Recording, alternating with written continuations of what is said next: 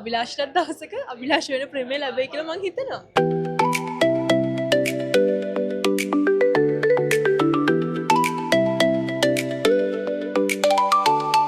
ගොඩාක් සතුටුයි අද දවසේ ගොඩාක් සතුටින් ඉන්නේ මොකද ඉතින් මං හරි ප්‍රේම චිත්‍රපටි මාධ්‍ය දර්ශනය ඉතින් හොඳ ප්‍රචාර ගොඩාක් ලැබුණා.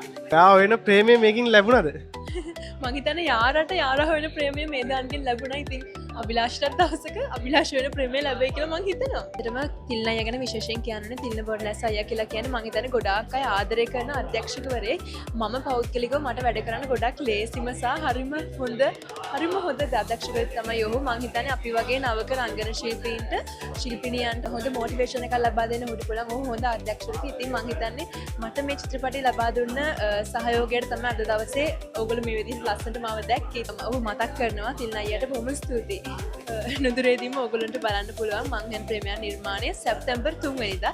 සැප්තැම්බර් 3 වෙනිදා වෙන් කරලා තියාගන්න අනිවාර්යෙන් මං හෙන් ප්‍රේමයන් බලන්න එන්න කියලා ආදරෙන් ආරාධනා කරනවා.